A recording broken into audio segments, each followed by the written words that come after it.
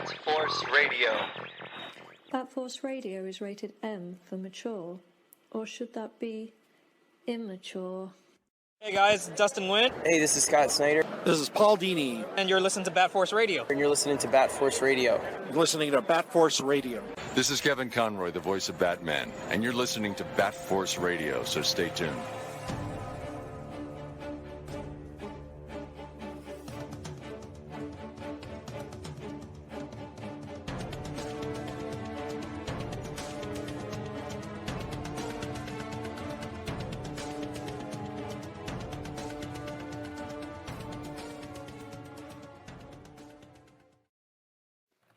Welcome back to Bat Force Radio, the DC Batman podcast with no limits.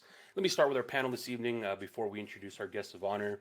We have Grandpa Batman from Dallas, Texas. Heyo. We got Ramadi Cross in Canada. Hello. We have a returning guest. You've seen his work on television, in films, including Arrowverse show, The Flash, the big crisis event they had. Also, Jay and Silent Bob reboot. When studios need tips for info for Keaton suits, they come to this man, Mr. ReevzFX. Hello. And I was just mentioning off air, but we have such a treat for our listeners today. If you, like us, are massive fans of the Batman character and found yourself enchanted and charmed and blown away by the 1989 film, it's in part because of this man's work. He was an instrumental part of the creation of the Batman you see on screen against Jack Nicholson's Joker. He has been mentioned in countless documentaries. He was the only other performer aside from Keaton to be photographed by Herb Ritts in the promotional shots of the 89 film. He's the perfecter and the originator of the hero turn, Mr. Carl Newman. Thank you so much for joining us. Hello, everyone. It's a pleasure to be here. Thank you. Yeah, and like I was just saying, I don't think I'd ever, as a kid, seeing this film and the impact it would have on my life, never thought I'd find myself speaking to you. So I want to, give a big shout out to Reeves for that, for putting this together. It wouldn't have been able to happen without him. He is probably the biggest Batman, Michael Keaton, 1989 fan I know personally. He's done I mean, you've probably had conversations, or maybe you'll hear of the extent that he's gone to love this character, but let's just start at the beginning, if you don't mind. Yes, Carl. Absolutely. Maybe you can tell us a little bit about your upbringing, your training. What is your background? How did you find yourself up until the big moment of being involved in this project? Well, I was a young guy growing up. I was very fortunate to grow up around nature, and both my parents immersed me in fantastic music, Nat King Cole, Sinatra, all these wonderful things, and I loved the movies. I was also a drummer, believe it or not. I played the drums. I loved music very much, and alongside that, I was keeping very fit. So my late father, he was very into fitness. He taught me. He showed me. He said, "Look, do weight training, keep yourself fit, enjoy sport," which I did. I ended up doing some athletics. I was good at sprinting and long jump, and I competed for 2 athletic clubs in my home county, which is Leicestershire. All these things were great, and believe it or not, I enjoyed the Batman series, the camp Batman series. So it's really kind of iconic that I would get to be involved in the 1989 Batman. But what had happened was, alongside the drums, I started to play drums for a dancing school, and they saw me dance, and they said, "You should do more of this." So it was great because it was pretty much all girls, so I loved it. All these pretty girls everywhere, and it was great. So I was doing some modern jazz with them, and then another guy who was there, his sisters were actually training there, but he said, "Carl, there's this other great school I go to, which it's free. It's a county school of ballet." And I thought, how fantastic. So I enrolled at this school, and would you believe we had teachers that were ex-Royal Ballet or Rambert Ballet, which are 2 obviously very well-known ballet companies in England. And I went along, and it was absolutely wonderful. So I started doing contemporary ballet and some classical ballet as well. So that was just something so fantastic. We were doing festivals. We were the first city to host the National Festival of Youth Dance. And that was in Leicestershire, and we did that around the De Montfort campus. Great thing about that was that we were having classes with professional dancers. We were interacting together with other dance companies from all around the UK. And alongside this time, some of my friends that were taking these classes at the Leicestershire County School, they were going off and auditioning for places like London Contemporary, Ballet Bat, and I was dragging my heels a bit, really. I was still sort of toying with going into the profession. But then I finally decided, you know what, this is something I absolutely love. I want to do this as a career. So I auditioned for a top theatre college called Lane Theatre Arts in a place called Epsom, where they have the Epsom Derby race competition. But I ended up auditioning there, and they accepted me. And I did 3 years in all facets of dance. So I did classical ballet, I did pas de deux, jazz, tap, national, you name it, it was all there. So that was incredible to do that full time. I was doing it as a hobby before, and there was not many guys doing it. So it was again like the Billy Elliot thing, in a sense, that we had more of a light shone on us, being one of a few guys, if you like, doing this training. But then I did the 3 years training, went out, and it was a case of then getting your equity card. And the college was very good in the sense that they allowed you to go off and do certain productions, because they then thought, you know what, you've got some experience, you can get some weeks toward your equity card. It's good for us because we can then say, well, so-and-so has been in this production or whatever. And I carried on like that. When I'd finished my training, as I say, I got involved in all facets of the media. And then I'm pretty sure in saying this, the first dance agency in London called Dancers, I was on their books, and they said, Carl, we've got this amazing thing coming up, this project. It's the Batman movie. Will you go to Pinewood Studios and meet Derek Cracknell, who was the first assistant director to Tim? So I went along, met Derek. It seemed to go very well, but I didn't hear anything for some time after that. And I was sharing digs with a group of students who were also doing their training. And then I got that gorgeous phone call one evening. Carl, will you come back to Pinewood and put the suit on for us and show us what you can do? Yeah. So, and I must tell you about that experience in a moment. But that was just incredible, because I'd been doing a lot of TV, theatre. We did things where we travelled over to Europe, and it was very much in Germany, where we might launch a car. And we put on a big extravaganza. So I had a nice body of work, but you can imagine to get this call, what a moment that was. The atmosphere at the time, what was your understanding of the direction of this film prior to you actually being able to visit the set or talk to anyone involved? Did you have an understanding of what it might be? Did you assume that it was maybe just kind of a camp thing, or what was your understanding of it? I didn't really get a huge understanding, Tom, to be honest with you. I mean, the funny thing was, I was at Pinewood just in the early stages of filming. I think I was doing, dancers can do pretty much anything in regards to a genre, a type of dance. So I think I was hired as a well-known actor in London, England, called Robert Lindsay. And I'm pretty sure I was doing a sort of a ballroom type sequence in couples for a film that he did at Pinewood. And we just happened to be knocking around, and they were saying about the Batman movie. And I think someone had said they'd seen Jerry Hall or something like that. But really, my agent, normally agents are very good on the brief, and they will tell you more, but it was very brief, my introduction. I think they just said, oh, they're planning to do the movie in England at Pinewood because it's so well known for its special effects and its history of filming. And they didn't give me a huge amount. So really, I was quite blind in that sense going into it.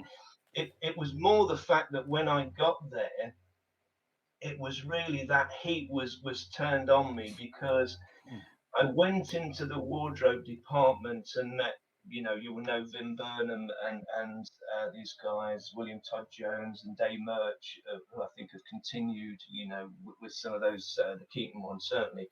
But they just got me all kitted up, and it was a case of I was running up and down corridors initially, because I had to wait to be called onto the back lot, which was the recreation, as we know, of Gotham City. Wow. So really, what I was thinking very much was that I was very fortunate that my especially my father, my parents gave me a good sort of athletic build. I knew I could fill out the suit well, and I was getting complimented by them in the wardrobe saying, "You've got a good jowl there, you've chin, got a good strong chin," and that.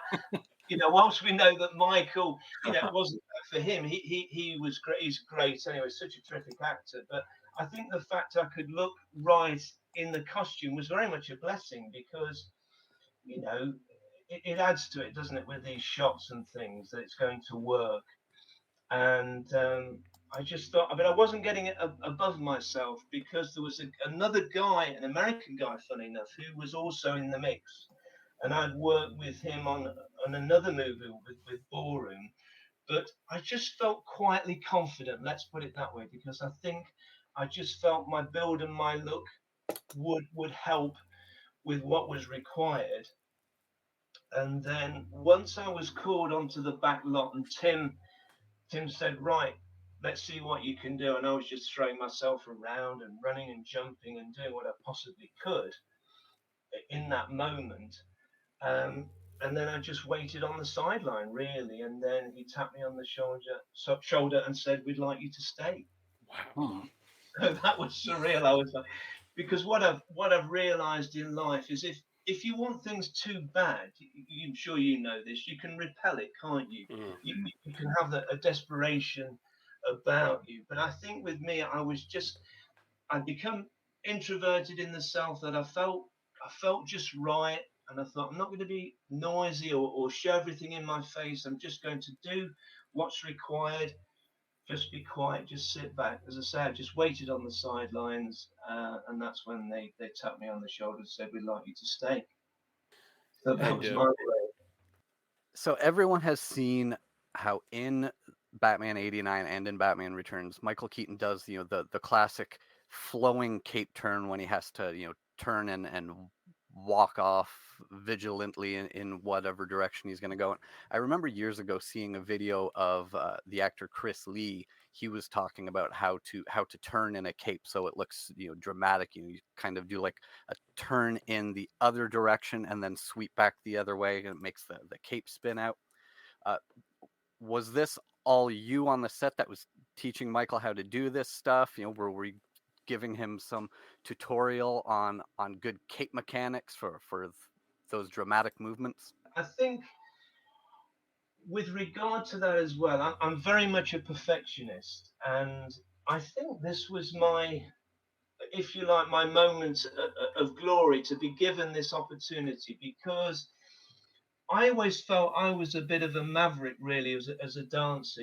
There were certain people that would follow certain routes, but with me, I was always very different. And what I think helped me was the fact, yes, I was working with Todd on some movement, but I'd like to feel that I brought in this athleticism and other elements, if you like, because I know really the reason they chose a ballet dancer, was they were just missing that very much from the mix. They've got a brilliant actor in Michael, who was very much, you could see he was really thinking behind it. He was a cerebral actor, behind his eyes. And Sean McCabe, who started off initially, he was great at the rough and tumble, but they really missed that elegance and that fluidity, if you like. So when I did that scene, which was on the Axis Chemical Company, I think it was just a moment for me where I brought so many things into play. I played cricket, so I measured my runner, which it was really in a sense, because Peter McDonald, the second unit director, I mean, they didn't really, awful to say, they didn't really care about my safety. There was no safety measures. You know, there I was I climbed up to Axis Chemical rooftop. And as you can imagine, there was the neon sign there, so there was cables everywhere. There was the dry ice machine. Not only that, but it was windy. The wind was behind me. It was quite damp on that roof. And Peter was there with his megaphone. Right, Batty, can you run right to the edge of the building, to the rooftop? And I want you to give me a really beautiful theatrical sort of swirl, with your cape. Stop a moment, do that swirl, and then sort of run off again. But me being me, and you would anyway, just saving your life. But I measured my paces to where it was physically safe to stop on that rooftop. And I could use this theatricality, and again, all other elements were coming into that. And I was really blown away when I saw it, because it's something quite brief in a sense, but it's like me holding myself, where they do the bat signal. You can tell, I'd like to feel you can tell that's a dancer, that's me, how I'm holding myself. It's very sort of pulled up with the head, and the way the back and everything is lifted and erect in that sense, to make it very elegant as Batman. And then you've got the cape just sort of blowing behind. And these were just moments where, I could think, this is you, Carl. You've been running, you've been jumping, but, your deportment, which can be something that so many people can let go of, it was something that was instilled in me. My late father used to hold himself really well, not like a stick or anything, or wooden, but just, it was a thing, wasn't it? I think in the 1950s, which was their era, which I would have been born in some ways in that era. But, the elegance and the kind of manners and all these wonderful things. But I think all those things came in, how I was brought up to hold myself straight, and just bring in these other flares, which were me. Just bringing those into the mix. And it really explodes on screen, because I think the performance that you're kind of giving that ripples throughout the film is, there's a darkness, there's this sense of sinister. I mean, the whole feel of the film is phenomenal. But just like you mentioned, the character of Batman is strong yet elegant and like graceful, and there's moments when you're ascending steps and you swoosh the capes, you open the cape and it opens behind you to ascend up the steps, almost like the Phantom of the Opera. I'm like, oh my God, this is just, there's shots in this film that are operatic, and it explodes onto the screen. Yes. And you remember the scene, Tom, like on the initial shot where the family have been mugged, haven't they? And that first shot of me just landing on the rooftop. I mean, again, you sometimes, and I think Michael alluded how hard the first movie was. He realizes how physical.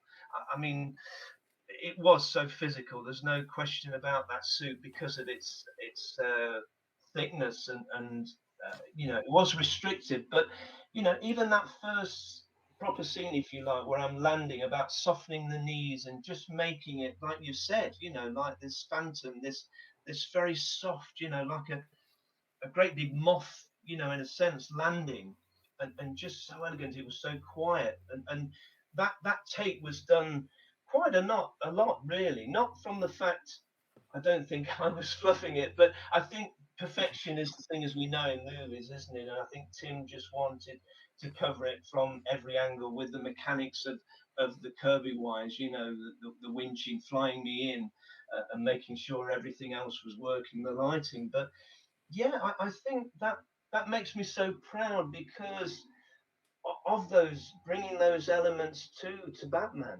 really. Yeah.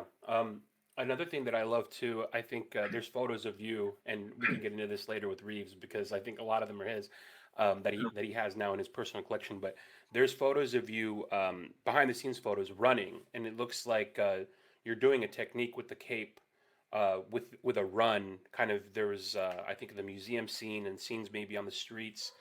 Um, what was your approach to that? Because even Batman's run, even Batman's stance, the cape is like it's just artistic the way that you found a way to make the cape sing in those moments. That's really kind.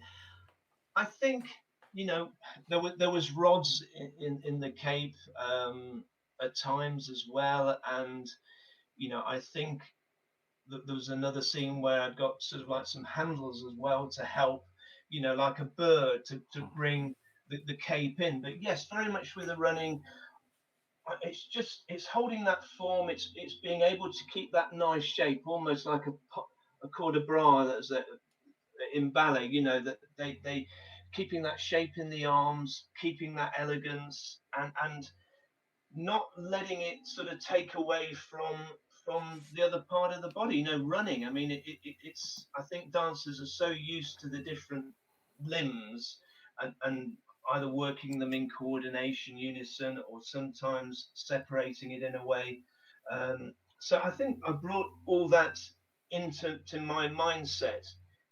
Like in my ballet training, athletics, just keeping that shape, keeping that control. Because I mean, ultimately, I wish I'd done even more for Michael. Not for the fact that I don't think Michael was great. He was, but I just thought, if I'd have got in even a bit earlier, I just feel I could have brought something more into some of the other sequences as well. But nonetheless, I was grateful for the amount that I did. But yes, it's having all those in your mindset about thinking of the shape, and not jarring anything, not making, because I think, as I say, the fluidity comes through the fact that I was not only a dancer, but I'd done running as well.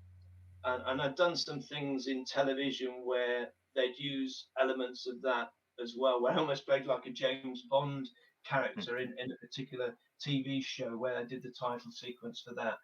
So it's those things. It's having that fluidity in the limbs and holding yourself that works so well. Now, was your costume modified anyway to allow you to have certain range of motion, or was it exactly like the one Keaton wore?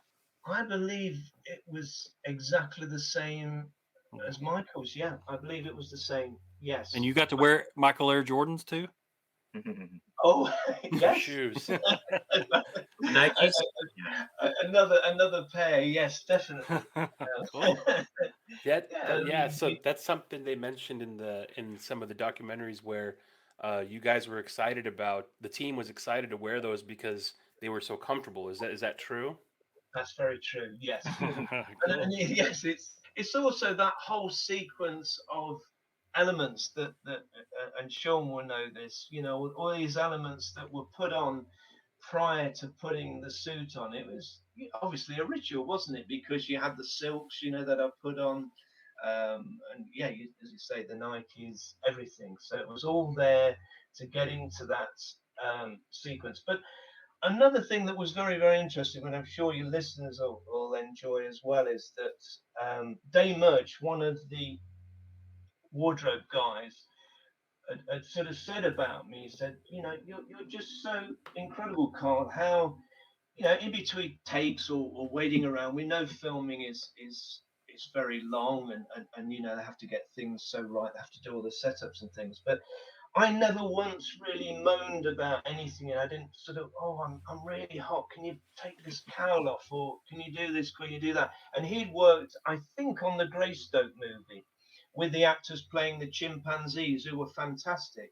Oh my God. But he said, they would always like be ripping off their costumes and this, that, and the other. And he said, but you just, and I think, yes, dancers are masochists, but I also was so in the zone, I lost, believe it or not, I think I lost over a stone on the movie, and my Whoa. skin was in was in pretty much hell by the end of it, from all the chafing, from all the on and off with the costume and everything else. But you just take it all on board. It's not a problem. But I think, you know, the focus, the dedication, which is again very much me. Just get on with it, do the best job that you possibly can. You know, Yeah. I just loved it. I just loved every minute of it. I have a question. Carl, were you brought in after they already started Yes, sure. shooting, or were you brought in before they started shooting? No, I was brought in after they started shooting. So the costume was already pretty much done, tested on Michael, tested on Sean McCabe. Yes. Now, at what point was David Lee brought in? I heard, because I met him out here, and he said he was brought in later. He was actually an extra who could do like karate. And John Peters saw him doing it and was like, "Hey, if we put you in a bat suit, could you do that?" Isn't that, that's exactly right. That is incredible. He came in much later. I believe he was an extra in probably one of the crowd scenes. Yes. And they were not really happy with the initial fighting sequences. So they found out that he used to be also a bodyguard for a glamour model in England, who had a bit of a pop career as well, singing career. He used to be her bodyguard, but alongside that, he was good at martial arts, and he came in much later.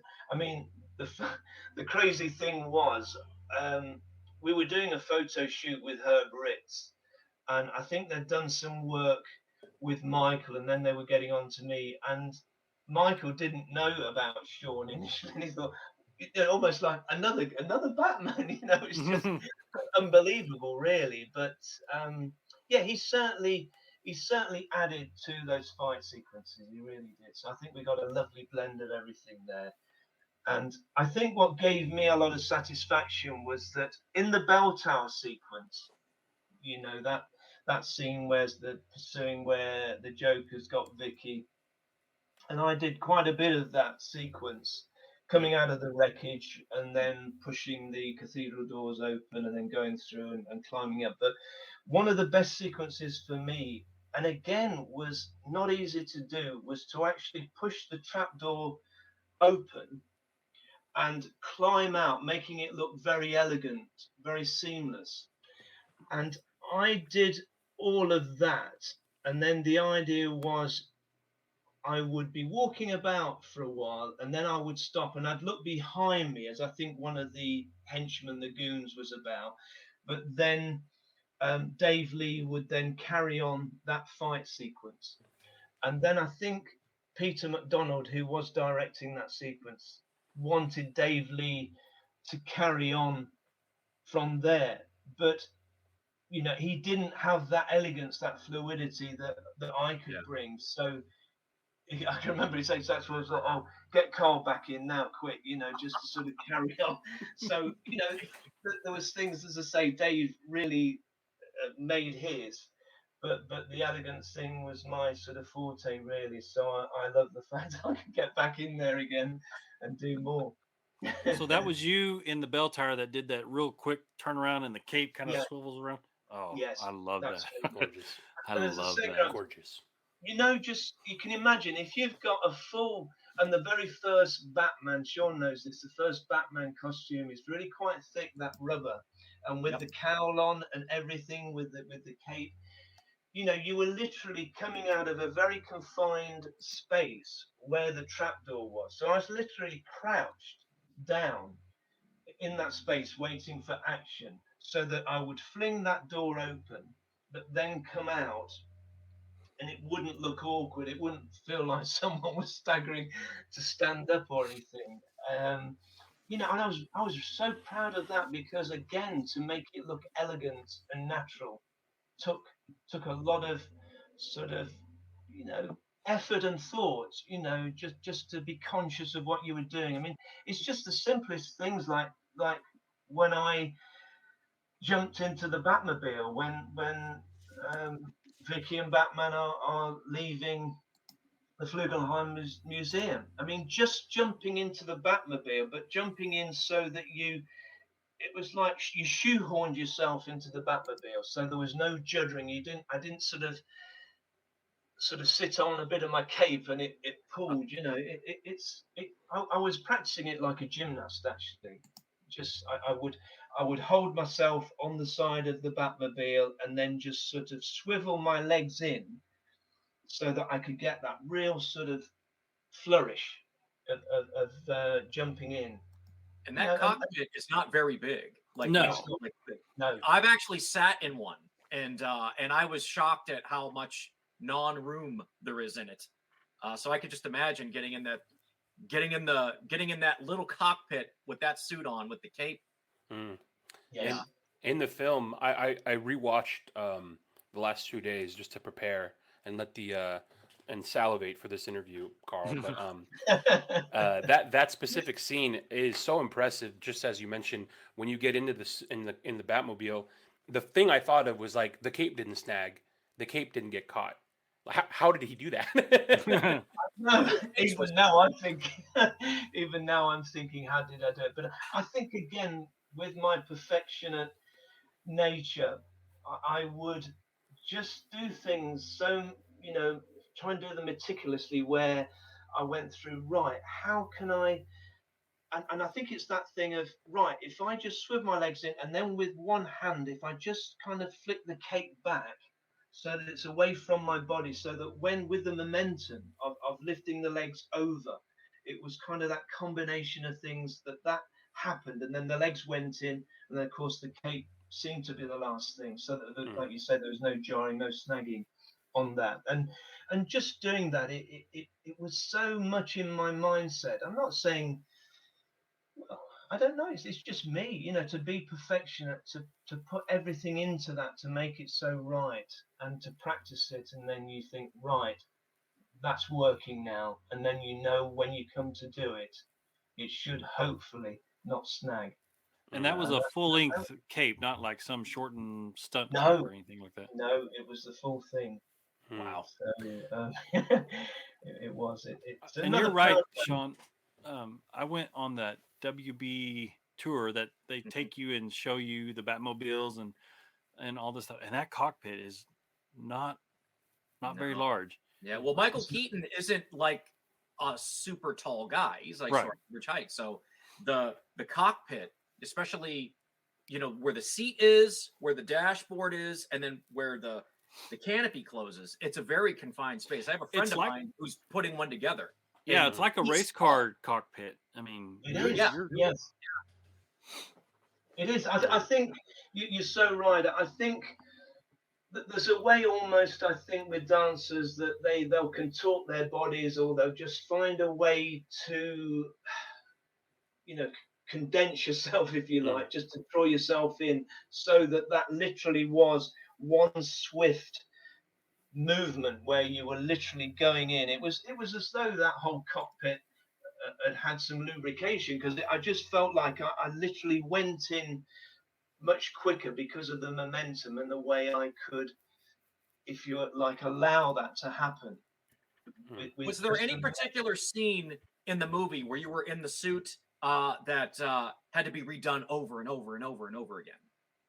Any problematic scene, like jumping into the Batmobile? Was that something that was, fairly not easy to do, but didn't take a whole lot of takes? What was the scene that you felt needed? Like, they're like, we need another one. Like, let's keep this going. I think one of the that didn't take too many takes, I'm pleased to say. I think one of the scenes was, so heading on from when Batman lands initially on the roof with the muggers. Yeah. And then there's the scene where I literally then bring the cape in like a bird, almost a prey or whatever, and then bring the cape back out and then jump off. I remember that took quite a few times. I think again because it was being shot, I was high up and then I was jumping down onto crash mats.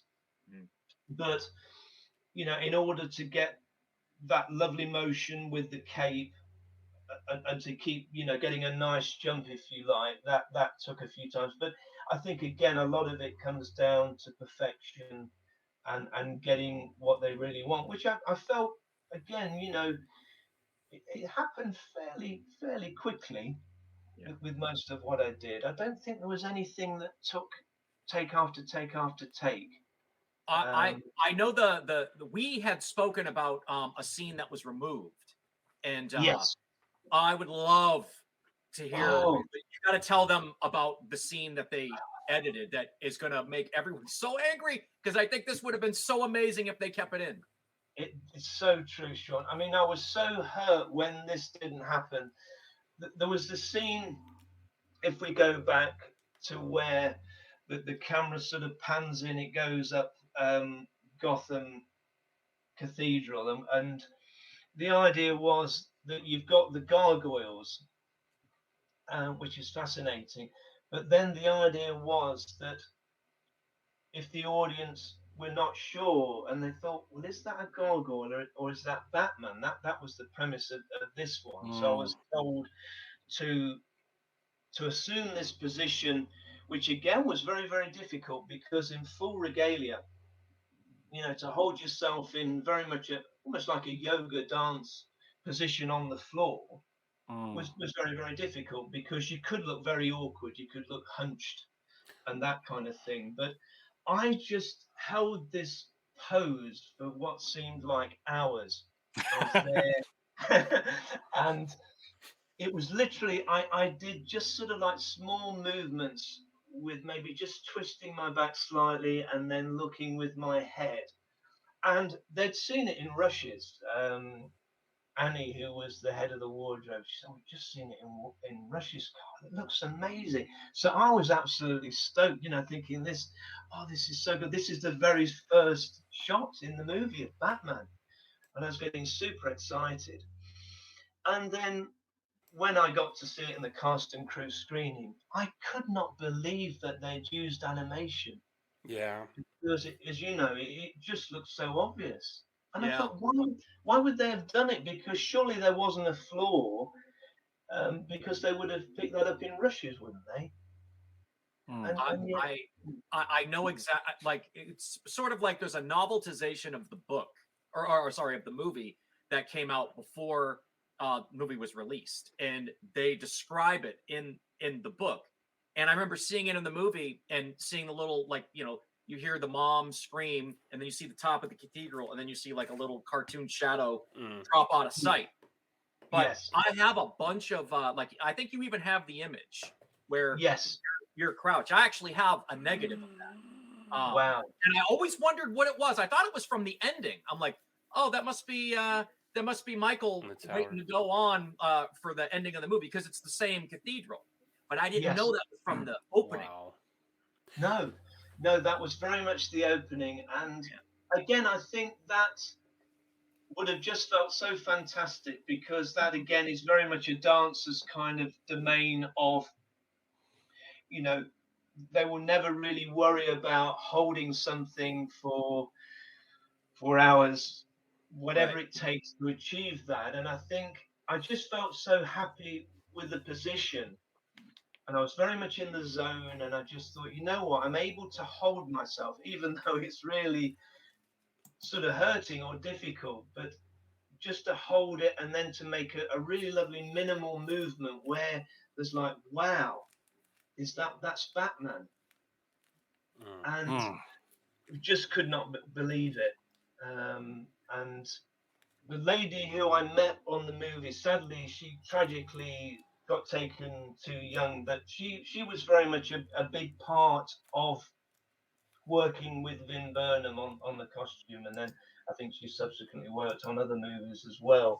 But she was with me when we went to the screening, and she said, "Why have they done that? I just can't believe it, because I remember you telling me what you'd done to achieve that shot, and we shall never know." But I do think it's such a shame. I wish that they would release, like, they've done DVD releases of the movie, but I know there are well, especially where Jack is concerned, I know that there's multiple different takes that he's done. Tim has talked about it where, they would be shooting with him for that day, and each take was different. So they sort of at the end of the day, they're like, well, which one do we like? Let's pick the one we like. Yes. I would love to see his alternate takes, and as much as I would love to see what like Batman scenes that they never use, that one included, that would be great to add to. Oh, I'm right with you there, Sean. I really am. I mean, I love that because, as we know, the things that were omitted, we'd love to see those alternate ones, wouldn't we? Yeah. So, Carl, what was the difference, if any, between the stunt suits, the ones that you wore, and like the hero suits that Michael Keaton would wear for his shots?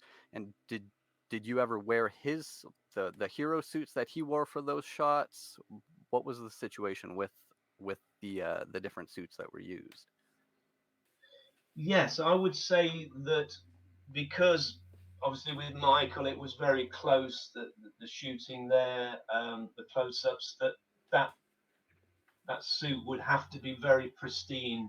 Whereas I think with the stunt guys, yes, they were still fantastic condition, but they would have had more stresses, because I know when I've looked at photographs of the suit I was wearing, that there was very much stresses around the top of the legs and around the shoulders, if you like. So yes, I would say they were different. They were a very close match, but Michael's were much more pristine, and ours did have much more stresses and strains on. Definitely. Maybe the two of you, Carl and Sean, can talk to us about how you guys got acquainted and how you guys got to know each other. Because, like I said, Carl, I don't know if there's anyone else in the world that has the collection and has gone through the lengths to acquire the collection from this specific film that Mr. Sean Reeves has. He's told us the stories before of how he acquired the photographs that he has, some of which I think maybe you had not seen. But can you talk about how you guys got acquainted and some of the things that the stories that you exchanged? Well, we got very much acquainted, didn't we, Sean, through Facebook, wasn't it? Yes. And I've just been blown away with Sean's prowess and skill in his sculpting, and the way he's just renovated the 89 costume. And I just admire that so much. I mean, I love people that are so dedicated, so passionate about these things, and that certainly really connected with me. And then it was just really from there we were just kind of kept a thread, if you like, and then photographs. I mean, you can't believe this, that I got some photographs from Warner Brothers when Herb visited. But one of those photographs, no disrespect, was with William Todd Jones, and he just assumed the same pose as me. But it would have been nice to have had other shots of me, because Herb was such an incredible photographer, such a lovely guy.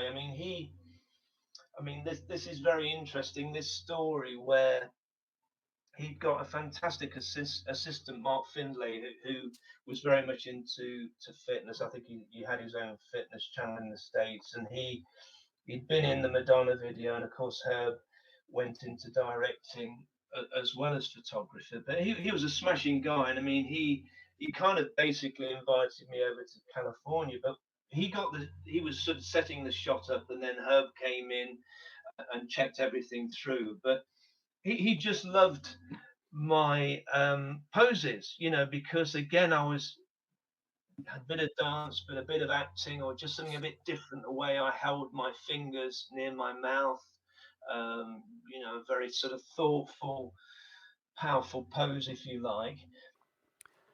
So I know that Reeves has a large collection. Is there anything that he has in his collection that he's shown you that you actually hadn't seen yourself before, like photos of yourself or photos of what you were a part of that were unknown to you? I only really got a couple of shots from Herb. It was so sad. But then when Sean said, "I've got this one of you with a full width of the Batmobile, I sort of jumped up in the air about 10 feet and said, wow.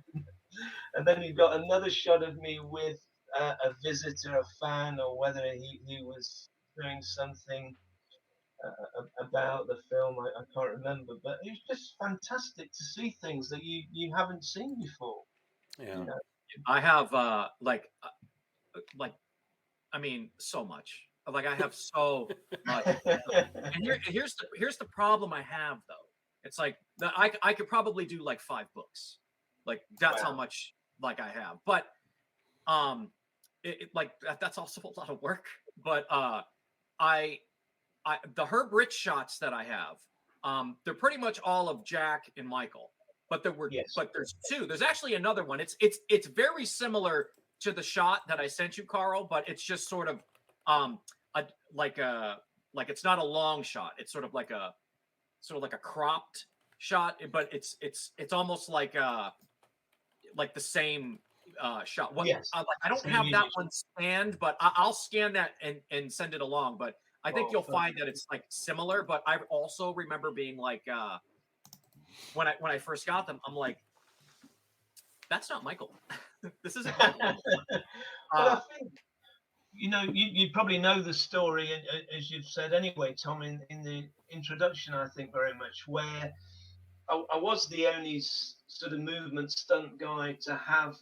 Obviously, Michael had lots of publicity, quite rightly so. I mean, he's the main man. But what I loved was the fact that the press department said to me right from the off, Carl, we'd like to have you a lot in the photography because we want to see how a dancer looks in the costume, and there'll be various poses that you can do.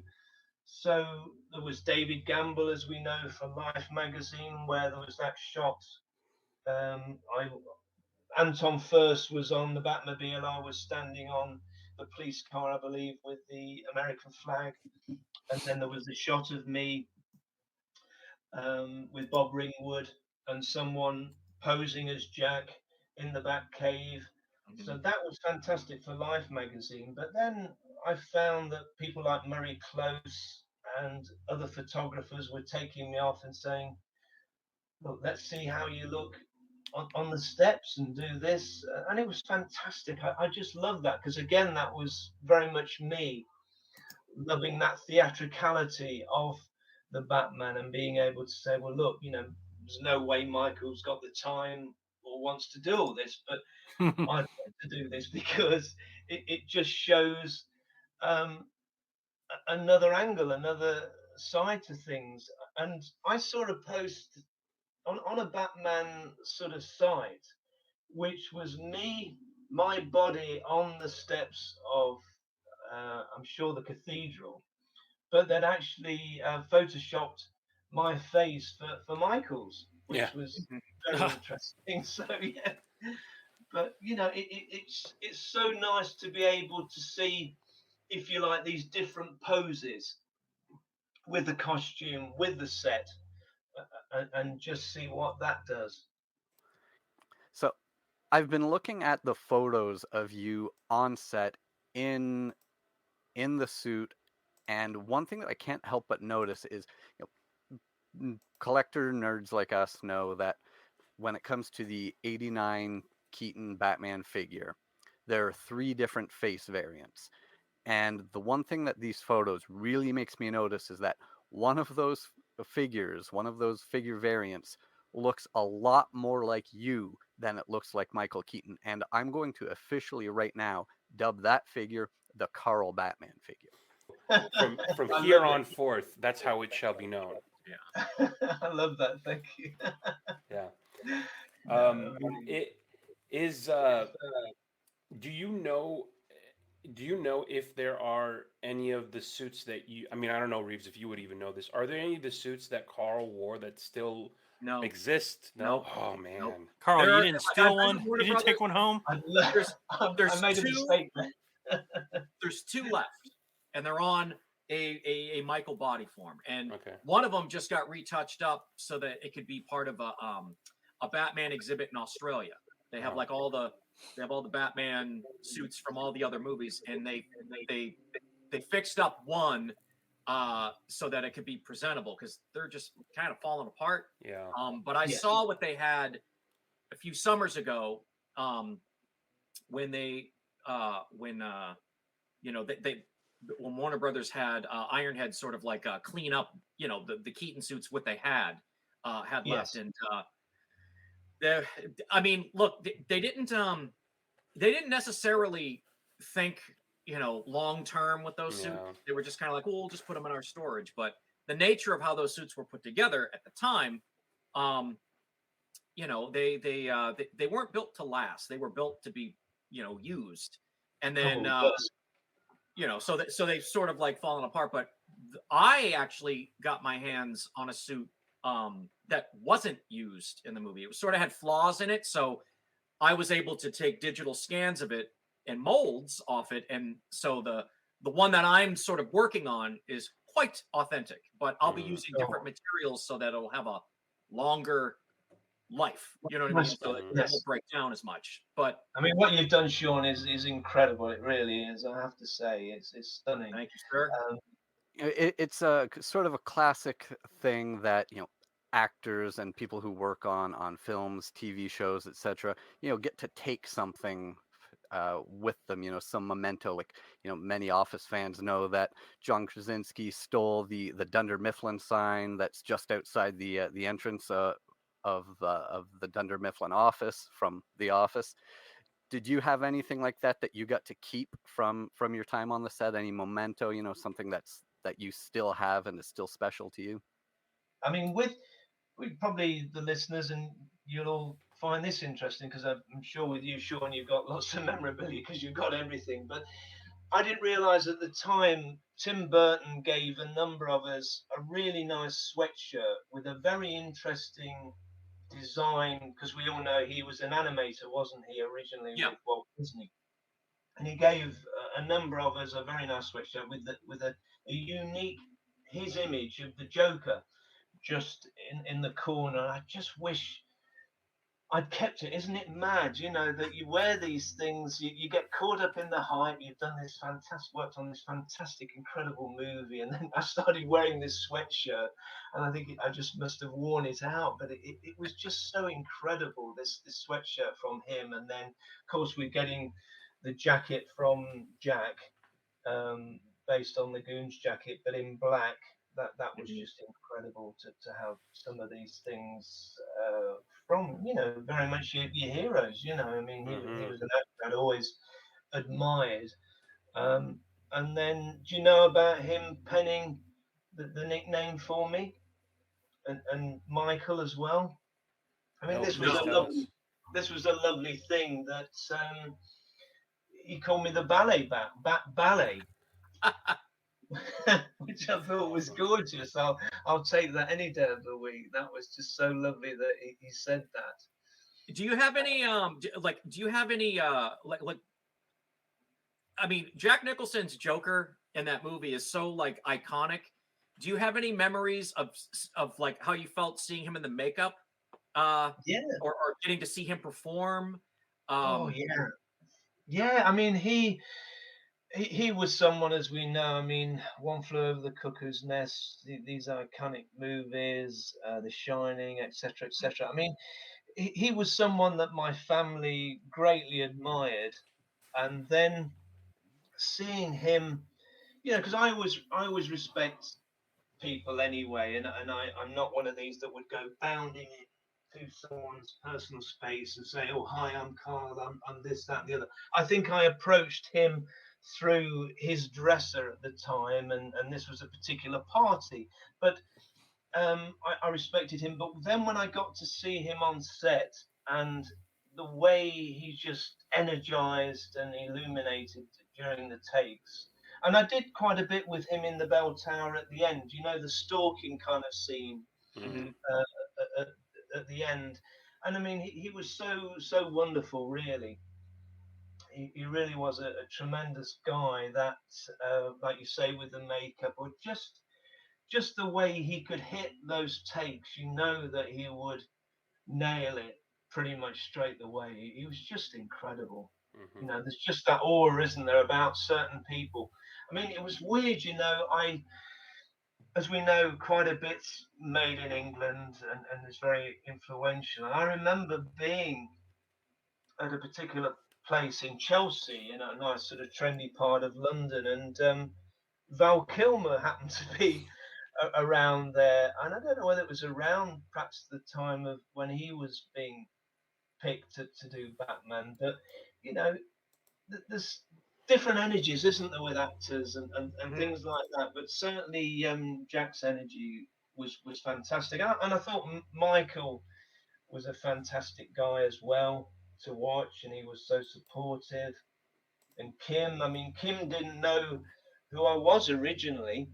You know, well, yeah, that sounds awful, but you know, I hadn't at that time done any scenes with her. I'd done some scenes in the Batcave with her. But you know, she was so lovely as well. She really was. Because I think what happened was that, like we said earlier, that I came in later in the filming, so you know things are sort of in place, aren't they, with the cast there and different people. But then with me coming in later, and you're not seeing certain actors at that time, possibly they don't. Well, they'll know when you're in the Batman costume, of course, but but they don't always twig that, saying, "Hang on a minute, this is Carl. He's in for this." So it's very interesting. It's very interesting. Was that sorry. Oh, no, go ahead. Was that actually Kim Basinger that did the jumping in the Batmobile scene with you, or was that a stunt double? No, that was actually her. Wow. Yes. Yeah. I'm sure it was her. Yes, I'm positive it was. Yes. When you were doing scenes in the Batcave, were you there the day Prince was on set? Yeah, you know, this was an incredible thing that actually I was doing some shots in the Batwing, and you know, some pickup shots really with all the controls and things like that. But he he came in and it was just mind blowing because again he was such a phenomenally talented guy, and again I loved his music, his virtuosity with all the different instruments that he could play. And I don't know whether the story went that we'd been out and I'd come in, and I think that the crew were giving me a bit of a funny time, you know. But anyway, I came in, I was doing these shots, and to say there was Prince, and I just couldn't help myself. I wanted to just talk with him, but in a very natural sense, as I would do. And I was just saying about the fact of how amazing everything was. You know, the sets were incredible. You can imagine the Batwing, they're being fixed on these kind of hydraulic system, and the way they did things as they do on the movies. But he just didn't seem to want to say anything, so I respected that. But I was just so blown away by his presence there, really. Did you ever use the Batman voice when you're in character, like "Hi, I'm Carl"?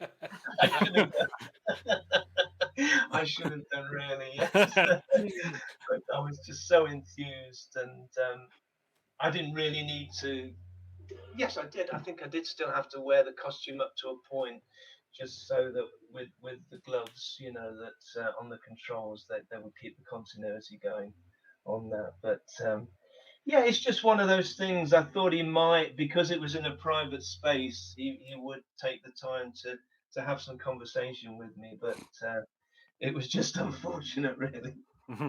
How do you keep all that secret after a day of filming? You not just run home and tell all your mates and friends, "I saw Prince today."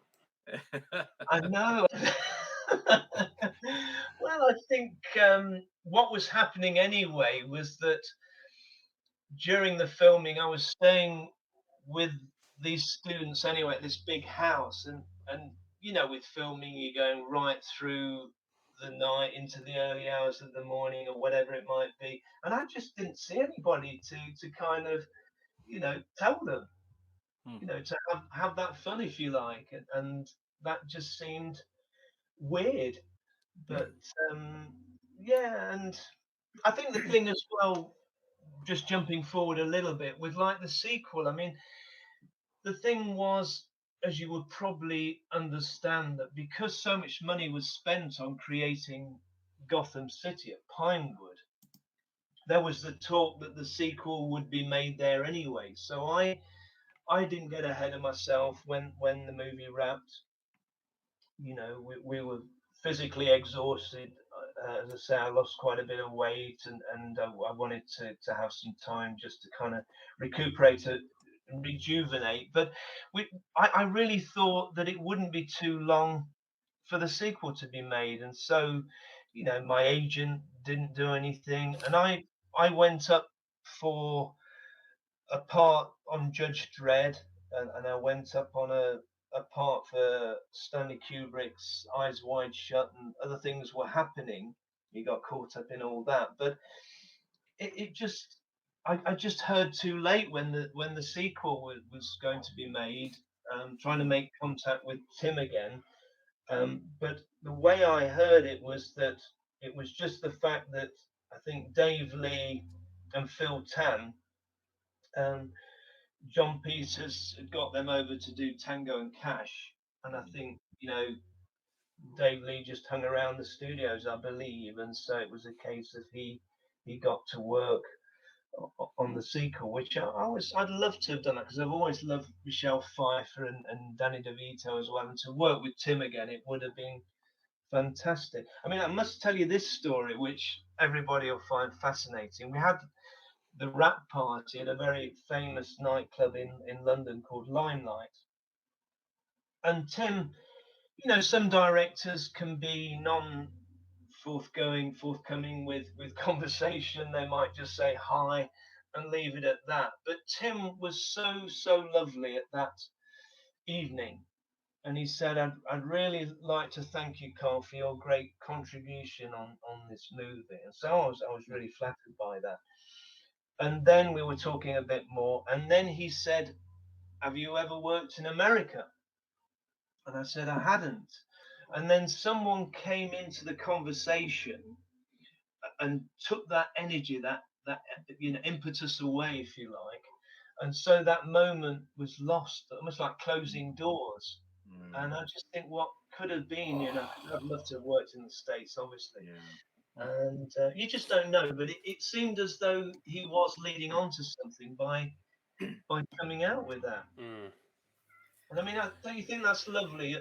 I mean, he's such a lovely guy, but you know, some directors and people, they get caught up very much in the power of that, and it can be minimal conversation. They might not want to say too much, just say oh hi, or just pleasantries, really. But for him to be so lovely like that, I was really flattered. It was lovely. That's awesome.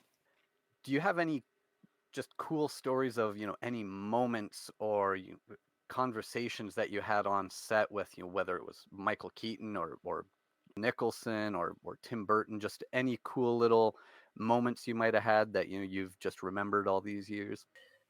Well, I think another bit of flattery, because again, I was around them a lot, but I think I always, it was just a case of I always respected their privacy.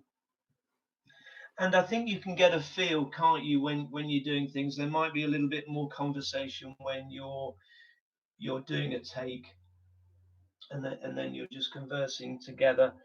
But I think what was really lovely was the lady I met on the movie, who was so talented. Jack was very much enamored with her, so she did tease me at the time. She said, her mother said, well, why didn't you go for it, sort of thing, you know, that percentage in Jack Nicholson, you know. So that was really funny. That you really like my lady, you know, you like my girl. No, I just respected them. I just had some conversation where we were perhaps preparing for things, but you'd listen, and you just felt you didn't want to overstep the mark. A lovely thing for me was in the Ricorso assassination scene was that one of the directors had asked me about getting the goons to do very over the top mime movements. So I took them into a mirrored studio, and it was very kind of cod is an expression, but I would take them in there and I would show them maybe pulling the rope and then just putting their hands to the side to pull themselves across, or, walking as though you're, like Marcel Marceau, or like with an umbrella, and the umbrella, as the wind comes in and the umbrella sort of takes you behind, and then you're sort of going backwards, that kind of thing. So that moments like that were equally, cherished moments, because to go in, and that was another facility I had, if you like, a bit of choreography to make it stand out, that I could show the guys, and they just captured those movements, and as you know from that scene, it's so over the top, but it works. In my mind, I picture you dressed in the Batman suit doing that in the mirrored studio, teaching these guys how to do that. Is that how it happened? Well, actually, I was in sort of civvies in normal. So I'd like to have been in Oh. the Batman costume. That would have been even more fun, actually. But no, that was in my sort of tracky stuff, really. My sort of leisure wear, if you like. But Did you ever ask him if you could be like an extra, a civilian extra in the film? Well, I just, does it sound I demean it if I did that, because I just felt enamored and just blown away to do the movements, because they put me into a different category from Sean and Dave. All the stunt guys and ladies were put into one category, which is what you would expect, but they gave me a separate credit as a movement double, which I think was perfect. But I did verge very much on some of the stunt work anyway, because of that scene on the rooftop, which I could have killed myself.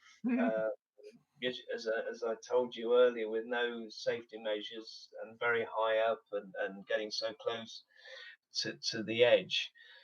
And then there were other times, if you like, where you've got the harness and the wires. But no, I just loved having that separate title, if you like, and just to have all the photography element as well, and to do a bit of choreography. Well, what more could I wish for, really? Right. To work with. It's so incredible how, Herb Ritz. I was just so in love with his photography, and I'd been to his exhibition in London, and then the next minute you're working with someone of his stature, who's just so incredible, and he's just so lovely with you. I mean, he thought I was like a young Mandy Patinkin, from The Princess Bride. So that was really sweet that he shared that with me. But all these elements together just gave me the full package. I just feel so lucky to, and I think it's this thing about less is more and quality over quantity, that, if I was given one movie, to have done that one was everything to me, because it was the very first one. I've been to see the Batman today, funny enough, this morning, and I know Sean's seen it. I don't know whether you've seen it, Tom or Gramps, but it's interesting, and that they can't make these things the same or have elements, and it's incredible what they've done. But that the '89 still, for me, because it's got the humour, which there was none of that with the Riddler, was there, in this new one? I mean, he was just a complete, psycho, and I know that it's a different, it's very dark, it's very gritty, it's a noir, isn't it? Neo-noir sort of movie, but his suit is just so completely different. But I just still, and I'm not just saying it because I was with it, but the '89, it just had everything. The Prince soundtrack, Danny Elfman, all these elements, just as you guys love. I think know, it's you're right on with it, and for me as someone, the way you mentioned it, they don't make it. The fact that they took you and put you. You were an individual who had a very specific role that highlighted the overall character, and there was many different versions of that for different parts of this film, where every detail was taken into consideration, and it had to be perfect. And they don't do that anymore. You know, there was no movement double or dancer in this new film. There hasn't been, I'm sure, for many of the other ones as well. And I think, no. like what you mentioned, there's a certain charm to the '89 film because it does have what you know, that theme and that grittiness. But It's like a gothic fairy tale. yes, Yes. Like I feel like it still holds up. yeah, Like generations can watch it and still not timeless. and I think it's like I said, like a Yes. fairy tale. Yeah, Yes. Most movies now, look, audiences are a little bit more sophisticated. They like the studios change, you know, all that stuff. But you know, a classic is still a classic, no matter how many years go on. And I Yes. think that the '89, and I'll even say over its sequel, because I feel like the charm of '89 wasn't there for the sequel. I don't think No. so. No. I think Anton First's sets and his design. I mean, he won the Oscar. You know, so Yes. it's like I feel like that element was sort of key. Even you know, I know they sort of like revamped the costume because there was more time and money to do it, but I feel like when you're not given the privilege of like having an unlimited budget, it really forces you to use what you have and make it Yes. work. I mean, George Lucas is a prime example of that. He had like 5 cents to make Star Wars, you know, and he made something sort of like that, just like basically got copied and copied and copied and copied, or influenced, you know, Yes. a lot of people's thinking on how they make movies. So, especially as someone who loves costume, I'm really I feel like the first bat suit, like no one had ever made one. You know what I mean? So they made it but they made it without thinking about how it would work. And to Yes. Carl, you made it work. You know what I mean? So it's like I feel like Happy Accidents like made Yes. that movie really like kind of stand out. And I think that's why so many people have a fondness for it, because you know it's you can It was a you can tell start. that it's, you know, it's there's a character to it. You know what I mean? In the movie itself, that I feel like is like there's a distinct standout branding to that Yes. movie that I haven't really seen. It's And even, all I the mean, elements. the new version Yeah. is trying to do that, but I freaking love the suit, the vibe, the style, And the like all of car as well. Oh, Oh my love God. it. yes. Love You it. know, I have it's- a friend that's making that car. Like he's Really? building a replica of it. Yeah, and I can't wait. So we're gonna kind of do a thing where I'll bring the suit. You know, Carl, if you're ever in the States, you want to put that suit I'd on love- again, I'd let me love know. to. I'd love to, I really would. But I I'll think bring you're one to so, London. you're so right, because it's all these elements coming together, isn't it? You know, the fact that these originators, you know, the Anton First, the Michael, you know, on Beetlejuice, Bob Ringwood, you know, the Oh, yeah. designer that had done Dune, all these incredible things. And as you say, that was the very first suit. So, you know, people can say, oh, well, it was rigid or it was thick or it was that. But yeah, I was fortunate that I could bring in my flair, if you like, to that. But yes, it's nothing more incredible than a first, is there? Because I think when you have too much time, and one of my things with this Batman today was that, you know, it's nearly 3 hours long. It's very overindulgent, and you know, yes, I mean, it's had mixed reviews, but I don't know. I'm still very much. I love modern stuff. Don't get me wrong, but I'm still very much old school. Where I think, you know, there comes a point where it's very gratuitous, again and again and again and again, and you can, you know, I mean, somebody said they didn't know it was Colin Farrell until they saw his name on it, because he was so heavily disguised. I mean, he was brilliant, don't get me wrong, he was absolutely incredible. But then they said, well, why didn't they get a mobster that had the accent that sort of looked more like that? I don't know. There's all these theories, isn't there? But I thought he was brilliant. I thought Catwoman was excellent as well. But there can be an overindulgence, and I know they've got to make it different, and it's going on different premises as well. But I just love the humour and how Jack was in that '89. It just was incredible. It's come to a point for me, Carl, where what I've done, because I'll drive myself crazy. When you ask me, oh, what's your favorite? What's the best Batman film? What's your favorite? I always, setting aside, you have to put '89 aside, because every film that I've seen since, I've realized no matter how good or whatever you throw at me, I'm never gonna love it as much. So aside from '89, that's how I answer. Aside from '89, who's my favorite? Aside from '89, what's my favorite film? Because for me personally, there's just nothing that will ever encapsulate. It's lightning in a bottle is what happened, and everything that you both are saying, Sean and Carl.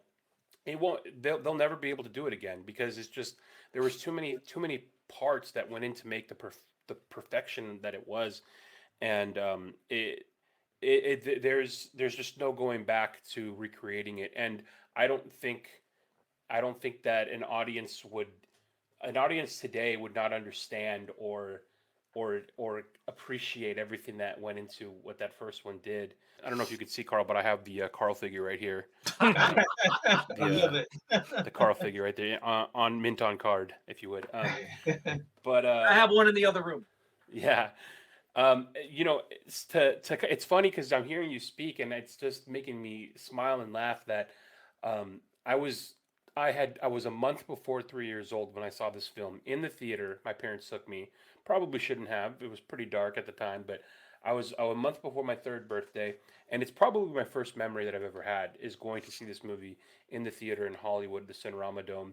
And I remember seeing the symbol, the bat symbol, being projected onto the curtain, and that is seared into my brain. I closed my eyes, I could see that image perfectly. Sitting through the film, but more than that is getting a cape and cowl for my birthday, and literally sleeping in that because I was Batman. And I think back now to being 3 years old, Carl, swooping my cape and swirling it around and looking down, and with that poise, that pose that is yours. And it's so funny to me that there's people out here that they don't even know the impact that you've had on their lives just with the way they enjoy film. But more so, this is a connection to my parents. This is the first memory I have of being taken to a theater with my mom and my dad. So it's a memory that I have of family. The memories that I have wearing the cape and cowl and pretending and jumping and imagining and letting my imagination run wild, collecting the toys because it seeped into my DNA and I had to have them. Look at my room. I mean, like surrounding my room with that can't happen. It won't happen ever again. Is that they took the individuals who were phenomenal at the job that they did and they injected it into one thing, encompassing multiple things. And so that's the legacy that you leave with this character for many people, and it's amazing to talk to you. It's really fun. I can't believe that we had the pleasure to do it. I'm so just honoured and blown away by hearing that. It's a beautiful thing, and these have such an incredible impact, don't they, on your lives, as you've said. I think that's incredible if we can do that for one another. It's a beautiful thing. Yeah, it's there's certain things that I don't know if you know what you're doing when you're doing them. I don't know if you think about the impact of the footprint that you're leaving, but it really does say a lot about hard work and putting yourself into something just as you did with this film, because without knowing it, you were cementing yourself and you were cementing your work for others and, inspiring and encouraging. And this is going to live on beyond us. And it's really cool to think about that, whatever you can find yourself, whatever it is in your life that your work, like Sean is a great example of this. Like you've taken what you've seen as a kid and then you're turning it into what you do now as a passion and as work. I was 14 years old when 89 came out, and so I remember at the time a lot of older dudes were like, I was 14 when Star Wars came out, changed my life. 89 Batman, I was already a Batman nerd at the time, so it was like, but there was no movie. So finally, when I found out there was a movie, all I knew was I'm like, I need that costume. I need that suit. I'm going to find it. I'm going to find that suit. And here we are. That's incredible. Well, look where it's Still- led to. I mean, I think it's just incredible, isn't it? Really, when you have this, you know, in your life. And I think for me, I'd had the disappointment. I'd been getting very, very close to some major things, if you like. I don't know whether you, John Landis, you know, that did those amazing things with Michael Jackson with the metamorphosis of the wolf, you know, and I had gone up for something with a guy called Misha Bagese, who funny enough, was an ex-ballet dancer, and he'd gone into films as well. And I think the film was A Company of Wolves, if I'm not mistaken. But there was another project that he was working on, and it was between me and another guy. And you know, you can have this in your life where I didn't sort of fit in to the set sort of thing with some of my colleagues and in the dance world, and I've been getting some other good things where I gave it up to do something else, and then that backfired. And so when you get something like the Batman, it's like, you know, you sort of praise the Lord almost in a way and think, well, it's just so amazing now because of my endeavors and my passion and my dedication, which I certainly had an awful lot of, that, as I say, if I doing that was everything to me, because it's my favorite. I'm not just saying that, but everything came together. Tim, you know, all these incredible key ingredients, but you know, like it's influenced you, and it's more than influenced. It's been your life. It's given me that swelling of the heart and the pride and everything else, knowing that, you know what, all those other things could go, but to get this, it was like someone had tapped me on the shoulder and said, you know what, Carl, you're going to have this because you're the right person. And I could bring in those elements, and the fact I wish I could have done even more, it doesn't even come into it, because I think at the end of the day, you had all these other key parts in that movie which were iconic. You know, just standing on that plinth, you know, with the bat signal, all of the different things, they just gave me so much pride of the fact that I looked at them and thought, well, it couldn't have been done any better in my mind, because I just gave everything. No, not in a, it's not any ego, but just in the fact that I gave everything and more to achieve that. You know, I just wouldn't be content, and I know Tim wouldn't have included anything that wasn't right anyway. But you know, your dedication, you would just do it because it was everything to you. And you know, just when I look at the different cuttings and have those memories, and because the fact Michael's doing the Flash and Batgirl, and there's so much going on, it's just, and just reaching out and having this fantastic contact with Sean, you know, and both yourselves. It's really enriched my life so much more, because it's beautiful, isn't it? When people come together and have this shared love, it's just priceless. So, Carl, right now we're right in the middle of a new Batman being in the limelight. But after all of these years, all of the new portrayals of Batman that have come and gone, everything else that's, you know, the actors, the movies, everything that Hollywood has done over the years, what is it like? How does it feel for you to see that the one that you were such a big part of is the one that withstands the test of time so much and lasts throughout the years, even to the point where that actor is coming back as the character right now, because the studios know how popular he still is. It's so incredible. It really is. It's just shown us, hasn't it, that he's got so much appeal, and he's a terrific actor. He's a lovely person. He's just in so much more as well. I noticed when I was looking at the trailers that there's other movies coming up as well with Michael in. So it just shows what it's done. Here's in such regard. Here's a photo really quickly of me at 3 years old with the cowl and the cape on. I love it. That was me running you look around. the same. You look exactly And then this one is, I think I'm about 5, but I have the Michael Keaton poster in my room. So this is a promo shot, and there's me on my bed, and then Keaton in the poster there. Oh. So, yeah, I look. That's pretty much the exact same person in this photo right here. But yeah. That's your impact, Carl. I was running around mimicking your movements. I mean, there's some shots I see, and perhaps Sean will know, but I've even said to Vin, is this me or Michael? And you know, the jury's still out in some ways. Can I ask you the scene? You mentioned when you're coming down, coming down gently is you.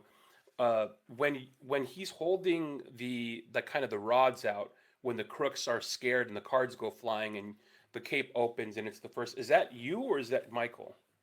Well, it's me where I have the cape out and then I'm sort of flying. But I think he brings the cape up, and then is that just before he kicks?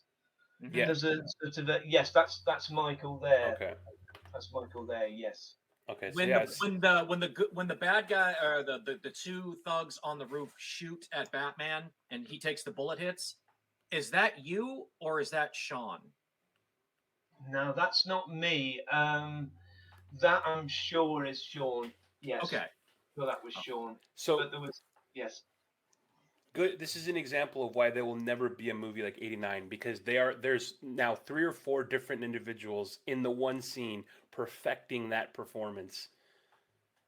Yes, and it was necessary because I'd said this to a number of people to be able to move in that costume well, even as a dancer, it just took a lot because it was very cumbersome. I mean, it was brilliant in its own right. Of course it was, and we love it. But, it's no disrespect to any of them. It was just, it took more work to make it look right. And that was a great thing as well, because it challenged you more. And that can't be a bad thing. Yeah, the one that I think is the closest to is, and I think, we're fans of this one as well. The Ben Affleck version, he had a stunt man named Richard Citrone, who's absolutely phenomenal, and the stuff that he put on film and the way he created some of the scenes, that's an example of how they took someone who is a perfect specimen of a man and a martial artist who trained with Brandon Lee. And they gave him multiple sequences because they wanted that performance. They needed an extra experience. Yeah, they needed it, and you could see how it sings on the screen when you do that. And that's the closest I think I've seen to anything. Well, like to that. mimic what you said, Tom, a lot of times the actor has to perform in it, but they need an actor or they need a performer to actually make the suit perform. Mm-hmm. You know what I mean? Like most, if we're going to talk about Michael Keaton and Ben Affleck, they're good at, acting, but yes. The physical side of it is, I mean, they're not hired for that. You know what I mean? No. So no. they need someone who can make the suit work, or believably. You know what I yes. mean? Because I've actually, like I said, I've actually had one of the '89 suits here, and even though it wasn't I just sort of loosely put everything on. Holy shit, was that foam latex really thick? It was yes, thick. it really Especially was. The back of the cowl, it was yes. like that much foam. The front of the neck was very thin because the one I had, sort of like had a little bit of a tear right here, but so you know, you have no choice but to sort of Yes. figure out a Move way to with move the your head shoulders without almost. moving your head. Yes. Yes. I think there are things where you feel if you're given the time as well, you know, where you do. I think I've seen something. Is it in Batman Returns where he does a forward roll? It sort of rolls on the floor. But yeah, I think if if there was more time in a sense, and maybe if I'd got in earlier, I could have expanded certain things. As I said, I wish I could have done more of the running, because I know when Michael's running, that this sort of cape almost sort of bounced a bit more with the rods. But yes, with that neck thing, Sean, yes, when that was pulled down and glued onto the cape, as you would realise, it made it like almost like a straitjacket. You know, it just made it very rigid. But what you would do, as I would do, is I would be doing movements and things and making it as fluid as I possibly could. You know, and it wasn't easy, but then I was determined to make it look fluid and agile.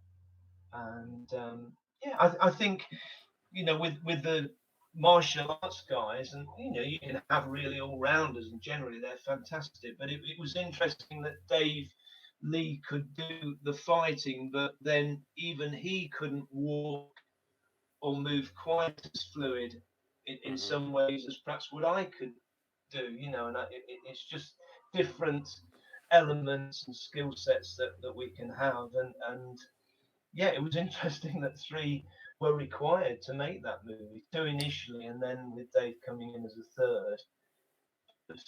It just needed that to make that movie what it was. Yeah. It's a shame because I think the fluidity, the grace, those movements now are done primarily by VFX, and Yes, I agree. they, you know, so that's another reason why it's like that's an actual person making those movements in '89, and it's so obviously beautiful looking because it's a person, it's an actual person in the suit, whereas like a lot of the stuff in the newer any newer superhero film, it seems like any of those graceful, subtle things are done computer animated. But well, they don't even use capes anymore. Those yeah, are it's pretty all much No, they digital as don't, well. do they? No. Only No, for because standing shots. Anything that has action, it's digitally added. man. yes. Yeah. Did you like the cape in the costume in the new one, Sean? Nope, Did you not? I did not. No, I don't no, remember. I don't no. remember anything about it.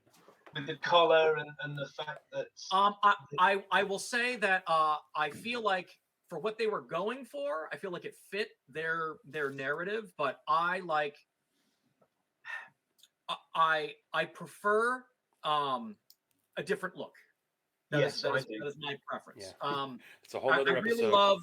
I really like everybody always asks me too. They're like, "Hey, you're a big Keaton guy, so which suit do you like better?" It's always 89. I like that one for one. I've spoken to Vin a lot. I've never actually met her in person, but I've spoken to her online for years, and I always try not to bother her too much because I feel like if I was ever in a room with Vin Burnham or Bob Ringwood, I would make them hate me because I would just so many questions.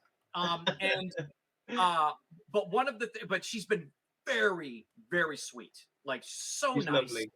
Yes. And you know, in fact, I know she still has sort of master copies of that first suit in her mother's barn that she told me. So when Warner Brothers was looking to sort of like have their suits sort of remodeled, sort of like refinished, or fixed up, I told, you know, the shop that was sort of like hired to perform the task, he was like, "Hey, I know where the masters are. You should talk to Ben. He still has them." So getting to see those original masters was I mean, as a costume nerd, I'm like, because I've never seen them. No. So I got a chance to see those. She's very nice with advice on stuff because the suit that I did have, you know, it wasn't in bad shape, but it needed some TLC. It needed a little bit of work. So having her sort of be able to, I mean, from afar, be like, well, to my memory, it was this. So having her notes and her sort of like obvious expertise in the suit really helped me sort of like navigate certain areas that like filling in the blanks, Yes. if you will. So she's been super, super awesome. Tom, you got to get her on here. You got to get Vin on here. Well, I've connected with her as well, Sean. Would you believe? Again, you know, through, if you like, yourself. I mean, it's just led this wonderful catalyst and open more doors, more conversations, because you can lose contact with people, and it's just been great to be back with Vin again, chatting with her, and wonderful lady, really incredible. Yeah, she's super awesome. I've never had the chance to speak with Bob Ringwood yet. I will someday. Track him down. Yeah, I'm gonna. But yeah, there's there's a couple of people I know out here that kind of have ties to Tim Burton, but I'm really reluctant to kind of dip my toe in those waters because I hear, you know, he's sort of like, yeah, he likes his privacy and stuff. And I know that the experience for him on the first Batman movie was sort of, that was his first sort of big movie. So it was a lot of pressure. So I don't know how fondly he will want to revisit those stories. If I start bugging him too much, be like, hey, Tim, remember when you were shooting this? Tell me about that? You know, I don't know how much he'd want to go there, but I could test the water in some way, just gently, and see if it was respected. I would. Well, I often feel like he's just going to be brought back into the limelight anyway because Michael is coming back as Batman. So when they start doing promotions for that, you know, people are going to be, let's see what Tim Burton's doing, you know, or try to get him on the record for some kind of quote or whatever. So I'm wondering if the people who represent him are like, brace yourself. There's going to be, you know, there's going to be phone calls. You want to hear about like what happened or want some stories. But I just can't believe he's coming back as Batman. Not only that, but they're putting him in a suit. Like I still can't believe that's happened. But I'm here for it. I'm excited. Yeah, me too. It just shows you the power, doesn't it, of all this? And oh, I think it's incredible. We'll have to talk about getting you a bat suit again. Like, would you wear a bat suit again? Would you put the suit on again? Of course, yes. That's all I need to hear. Beautiful. But it's been awesome talking to you. Like we got to do a part 2. We got to do another. Oh yeah, we'll have to. We've got to. There's too many stories, and we want to respect your time as well too, Carl. So maybe we'll put a pin in it here, and then we'll get back with you, and we got to do a part 2. Do a part 2. Yeah, I'm up for that. That sounds fantastic. Has to be done. It does. Well, thank you so much, gentlemen. This was an absolute pleasure. I know the listeners are going to love it. This is a golden nugget that you gave us both, and we really do appreciate it. It's been an absolute pleasure and a thrill, and thank you all so much for arranging this. I really am, from the bottom of my heart, thank you. Thank you. Thank you. It's quite an honor. Thank you very much. Take care, everyone. Take care. Thank you so much. Bye, guys. Thank you. Bye. Bye now. Bye.